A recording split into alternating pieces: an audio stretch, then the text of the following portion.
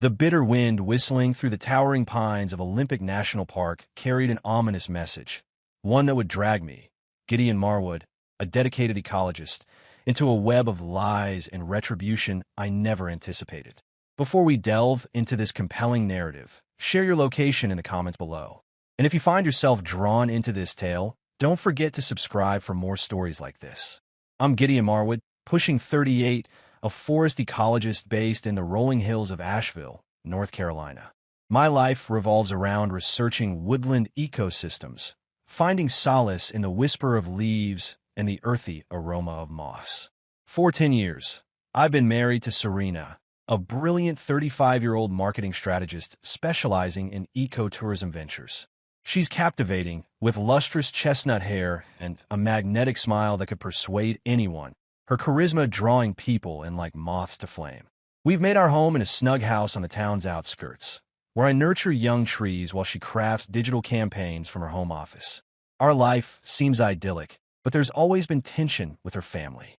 Her parents, Victor and Margot Hensley, former real estate moguls, view me as an eccentric nature enthusiast, far from the ambitious son-in-law they'd envisioned.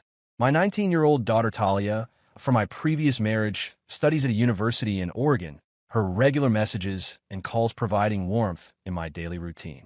Complications arose when Serena proposed an impromptu journey to Olympic National Park in Washington. Her explanation, reconnecting with her parents after years of distance, seemed peculiar, given her typically lukewarm mentions of them. I agreed, hoping to mend the persistent rift. But discomfort quickly set in. Serena became increasingly anxious, receiving mysterious late-night calls she'd silence at my approach. She'd nervously play with her hair, offering flimsy reasons, claiming my forestry expertise would enhance their planned hiking experiences. I accepted it, despite growing suspicions.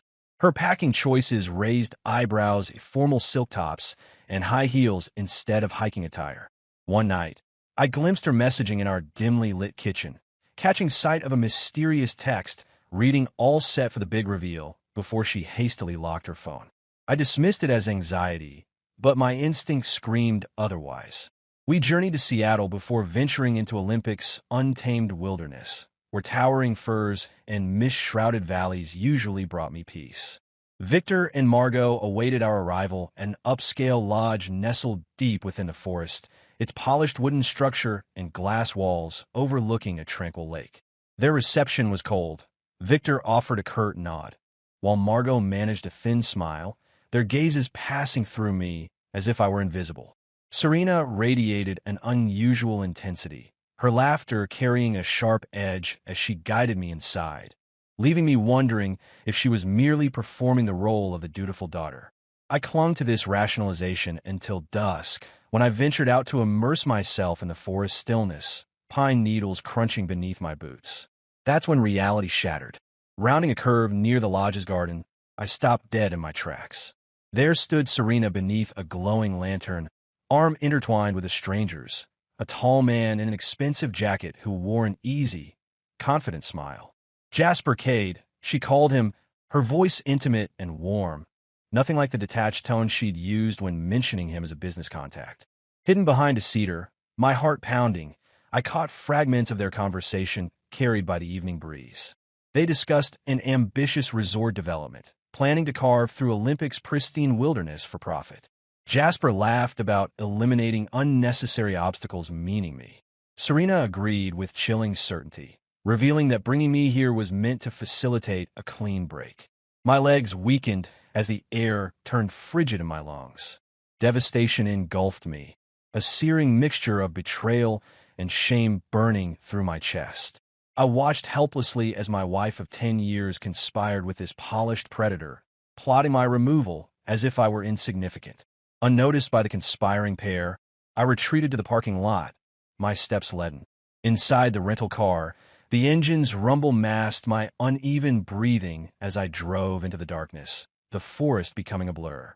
As anguish clawed at me, one question echoed relentlessly. How had I been so blind? I didn't look back, but one truth blazed certain. My life had just imploded, and the aftermath would be neither quiet nor insignificant. After fleeing the Olympic resort under the cloak of night, My chest felt as though it had been carved hollow with a blunt knife. I drove without direction, the engine's steady drone merging with a thunderous echo of deception in my thoughts, until I found myself in Forks, a subdued town roughly 30 miles distant. I sought refuge in a weathered and bordering the forest, its flickering neon sign casting weak shadows across the gravel parking area. The room carried the scent of rain-soaked timber and day-old coffee, worlds apart from the pristine opulence I'd escaped.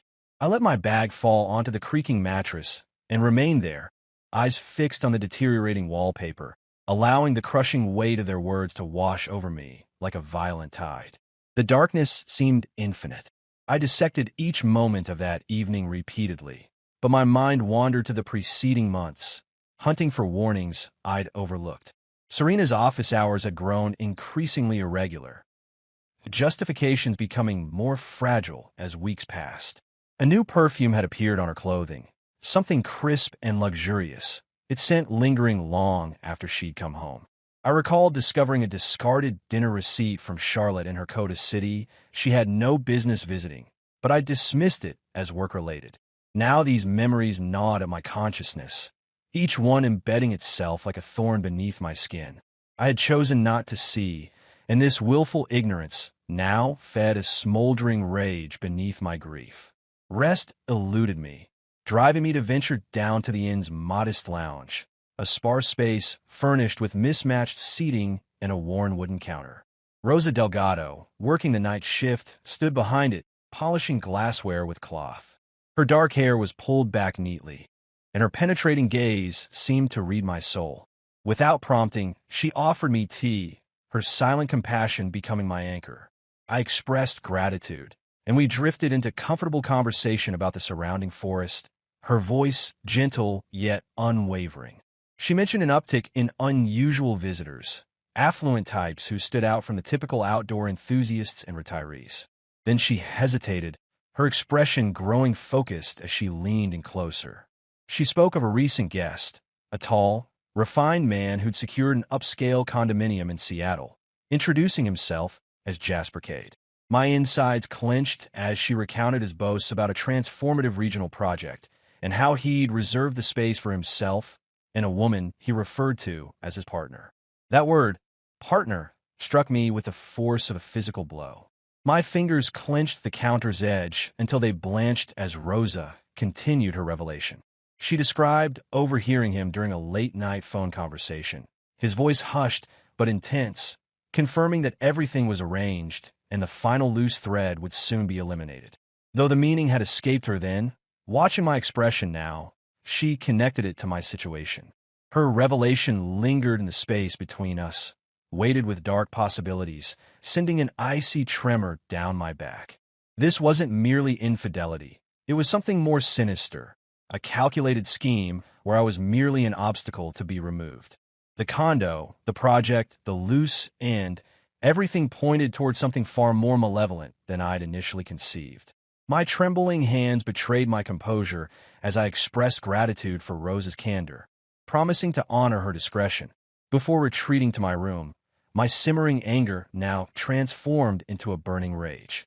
Perched on the squeaking mattress, I retrieved my phone and scrolled until I found Calvin Pierce's contact.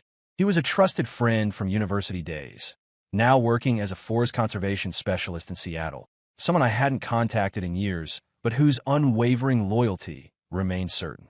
I dialed, maintaining a steady voice despite my internal turmoil, and shared everything: the betrayal, the mysterious conversation, Rosa's discoveries. Calvin absorbed it all in silence before exhaling sharply. He urged me to come to Seattle, offering resources, connections, and accommodation. His voice carried both indignation and resolve, kindling a flicker of optimism within me. His subtle mention of contacts who could investigate questionable dealings like Jasper's provided the lifeline I desperately needed. Before sunrise, I had my belongings packed, the night's heaviness still present, but now accompanied by a newfound determination I hadn't experienced in years. I left Forks behind, the highway extending before me like a path to salvation, leading towards Seattle and answers. Though the ache persisted, it was transforming into something more purposeful, a tool for justice. Serena, Jasper, and her family had misjudged me, expecting me to crumble and disappear. Their assumption was mistaken.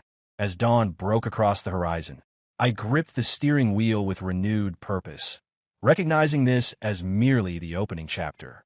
Calvin's reassuring words resonated in my thoughts, promising support in the battle ahead, and I was prepared to face whatever came next. I reached Seattle as morning mist dissipated over Puget Sound, the city's distinctive skyline cutting through the pewter-colored heavens. Calvin Pierce welcomed me at his Capitol Hill loft, a space overflowing with environmental surveys, research documents, and towering legal paperwork. His height surprised me anew, his once dark beard now flecked with gray, though his grip remained as firm as our university days.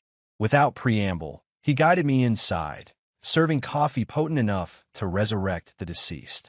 As we nursed our steaming beverages, he revealed his evolution beyond mere conservation work. He now headed Evergreen Watch, a specialized group monitoring ecological threats, with connections to investigators skilled in untangling complex financial schemes. His revelation ignited something within me, suggesting I'd stumbled into a conspiracy far more significant than my crumbling marriage. That morning, we immersed ourselves in research, transforming his oak table into a strategic command center with scattered documents. Calvin accessed databases I never knew existed, unearthing details about Jasper Cade. We discovered Jasper's connection to Serena wasn't coincidental. He shared a decades-long history with her father, Victor Hensley, collaborating on numerous West Coast property developments. Their current venture transcended a simple resort development. It represented an elaborate scheme to exploit Olympic's pristine boundaries, beginning with high-end lodging and culminating in a private aviation facility for elite clientele. The magnitude of their plan horrified me, a methodical assault on the wilderness I'd dedicated my career to protecting. Calvin then tracked Serena's activities through his team's Access travel records. She made 6 undisclosed trips to Washington within 8 months, each coinciding with Jasper's meetings in Seattle or Port Angeles. Every fabricated story about business conferences crumbled, each revelation deepening the wound of betrayal. The final revelation hit hardest. Calvin's planning office informant disclosed details about a private celebration scheduled that evening at the Olympic Resort. He infiltrated an encrypted email thread through means I chose not to question, discovering an invitation marked engagement gala. My heart raced as I absorbed the information.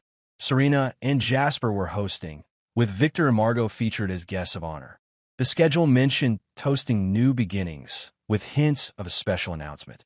Calvin's expression hardened as he connected the dots. He suggested Serena's likely pregnancy, viewing it as their strategy to cement both personal and investor relationships.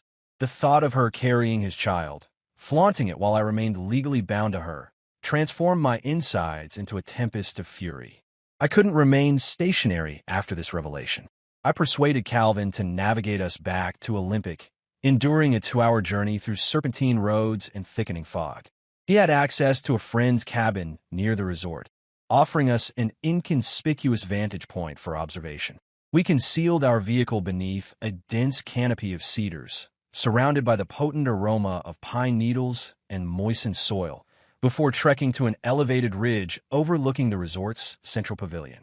Through my binoculars, I spotted them. Serena radiated elegance in a form-fitting emerald gown, her fingers delicately placed on Jasper's sleeve as he engaged with numerous formally dressed attendees. Victor and Margot lingered nearby, their calculated smiles masking predatory intentions, toasting with guests who appeared distinctly out of place in this wilderness setting. Then came the pivotal moment. Serena stepped forward, her words inaudible from our position, but her gesture unmistakable. She touched her abdomen deliberately, triggering an enthusiastic round of applause, while Jasper basked in his apparent triumph. My grip on the binoculars intensified until my knuckles whitened. That scene ignited something primal within me. The stakes had escalated beyond personal betrayal. This concerned the forest, the pristine wilderness they intended to exploit for profit, the life they presumed they could extract me from without repercussion. I observed Jasper's toast, his self-assurance penetrating the pavilion's glass barriers, and experienced an internal transformation. The anguish I'd carried from Forks crystallized into steely determination, razor-sharp and immovable. Calvin's hand found my shoulder, his voice hushed but resolute. He assured me we possessed sufficient evidence now, enough to mount a resistance, to expose their scheme.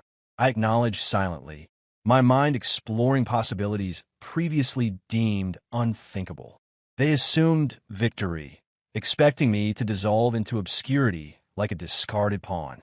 They remained oblivious to my vigilant presence, strategizing their downfall. As we retreated through the forest toward the truck, strengthening winds stirred the canopy above into an agitated symphony. I inhaled deeply, drawing strength from nature itself. Calvin piloted us back to Seattle in contemplative silence, the engine's steady rhythm underscoring my intensifying resolve. I'd ceased running. Instead, I was accumulating resources, constructing a strategy to reduce their celebration to ruins. While they reveled in their gala, they unknowingly marked the commencement of my crusade. By our return to his loft, my purpose had crystallized, not merely vengeance, but justice, both for myself and the wilderness they aimed to desecrate. After witnessing the gala from that misty ridge, I returned to Seattle with Calvin, my thoughts churning like a tempestuous sea. The haunting image of Serena's gesture, Jasper's self-satisfied smirk, and her parents' calculated approval ignited a relentless fire within me. Calvin's loft transformed into our strategic headquarters, the table disappearing beneath an array of laptops, printed correspondence, and detailed Olympic terrain maps. My daughter Talia arrived from Oregon days later, her travel bag casually draped over one shoulder, her amber eyes flashing with fury as I revealed the complete narrative. Her embrace was fierce, her promise of solidarity unwavering. Together with Calvin's expertise and her brilliant mind, we form an unstoppable alliance, fighting not just for my vindication, but for the endangered wilderness. Our investigation into Jasper's machinations intensified during countless nocturnal sessions. Calvin's connection at the State Environmental Department provided crucial intelligence about the resort project's financial structure. The fiscal trail revealed disturbing irregularities. Substantial funds circulated through shadowy accounts, some connected to Nevada-based shell corporations, others directed to a Port Angeles official notorious for expediting permits. Talia meticulously analyzed Serena's digital footprint against these financial movements, her keyboard clicking rhythmically.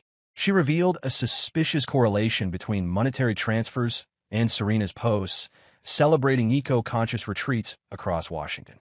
One particularly brazen entry showcased Jasper's Seattle condominium, falsely marketed as an environmentalist sanctuary, a calculated deception masking their true agenda. The mounting evidence revealed an intricate network of corruption and manipulation. We initiated our counteroffensive decisively. Through Calvin's recommendation, I engaged Hollis, a seasoned divorce attorney operating from a modest downtown office, to file against Serena. Hollis orchestrated a legal blockade on our Asheville properties sale, delivering a significant blow to Serena's financial plans. I derived stern satisfaction from this strategic impediment. Simultaneously, Talia advocated for public engagement. We established True Greenwoods, a digital platform where I channeled my extensive knowledge of Olympics' delicate ecosystems, illuminating the devastating impact of Jasper's development. Destabilized slopes, destroyed habitats, contaminated waterways.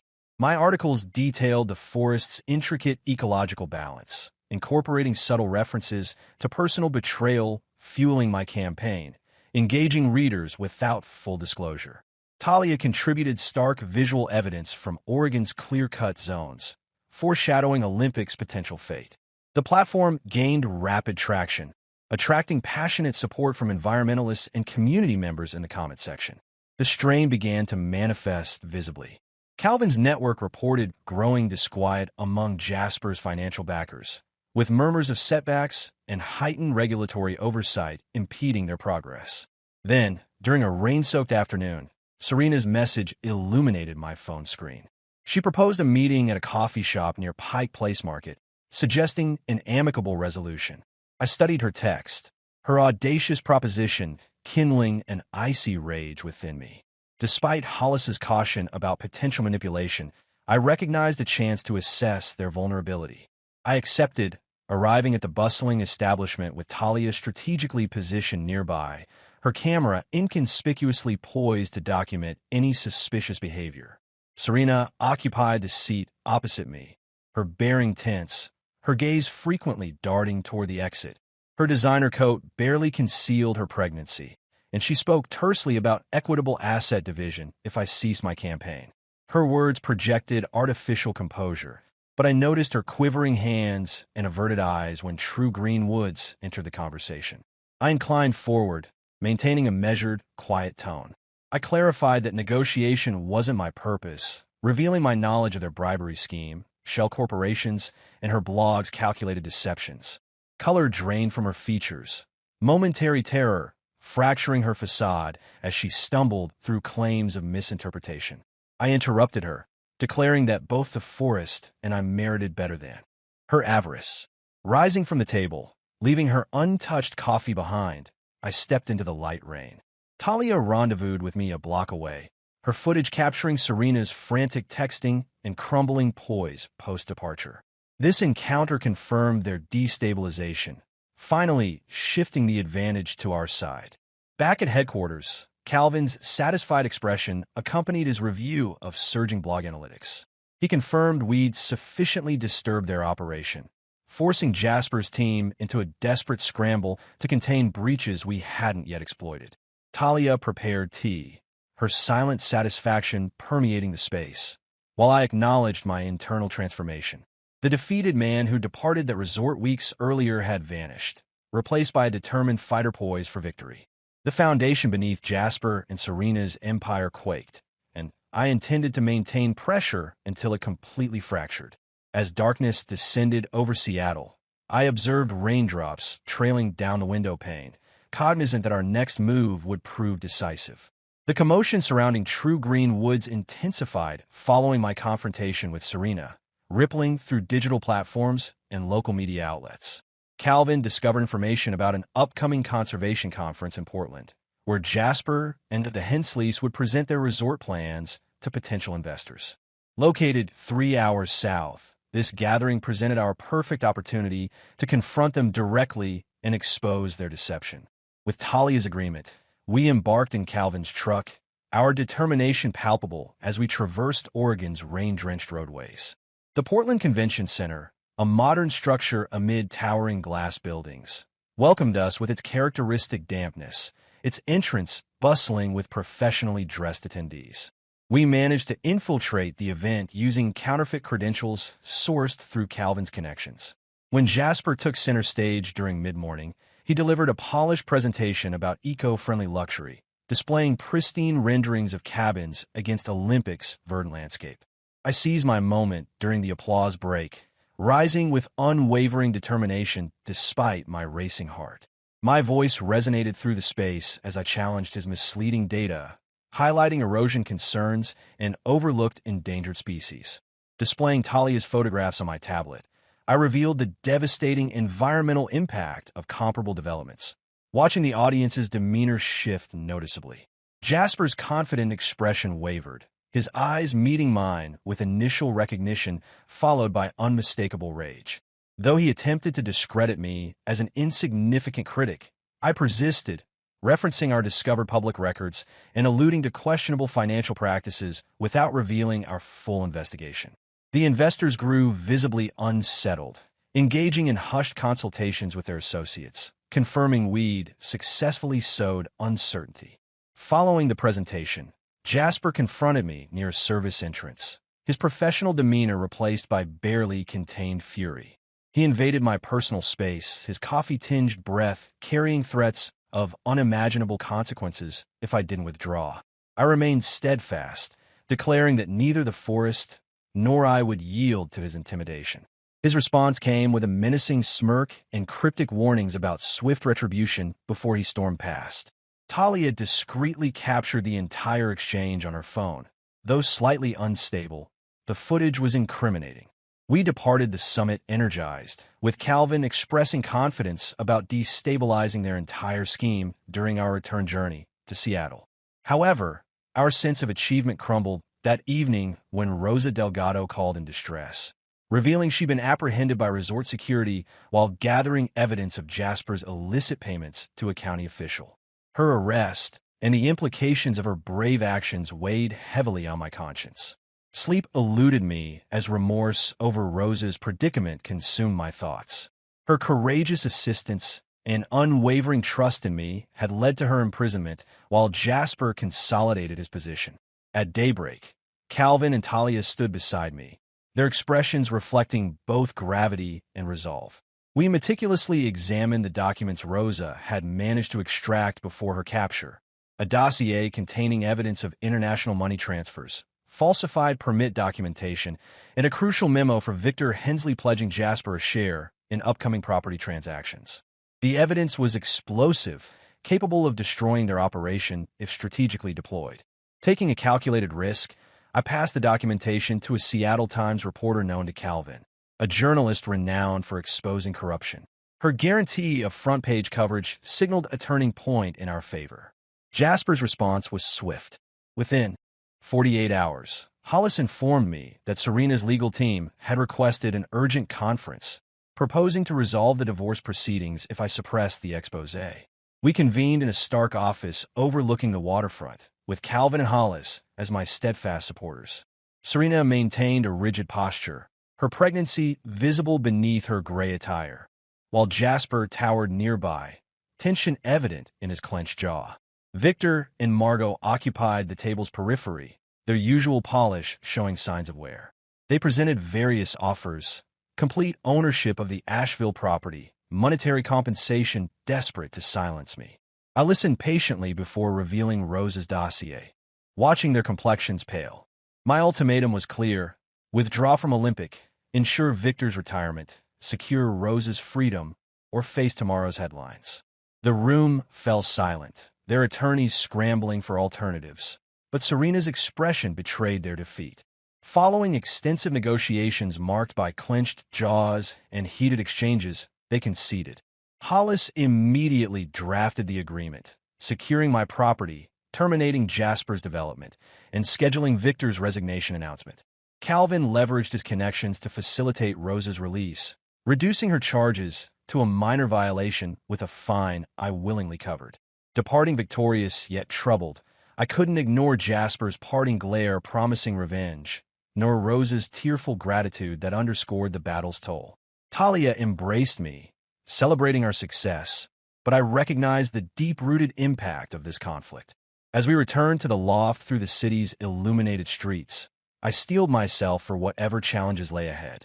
A year after that hard-won victory in Seattle, I found myself inhabiting a life rebuilt from the aftermath.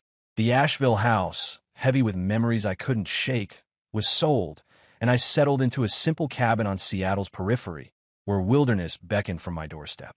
True Green Woods evolved into a thriving conservation organization, its headquarters alive with activity as I conducted forest ecosystem workshops, my voice now carrying conviction. Rosa, following her release, joined our cause, her unwavering presence strengthening our mission. She took the helm of community engagement, her natural ability to inspire others transforming our small victories into a grassroots movement. Our late-night strategy sessions gradually shifted to shared meals, blossoming into something more profound, a connection tempered by shared adversity.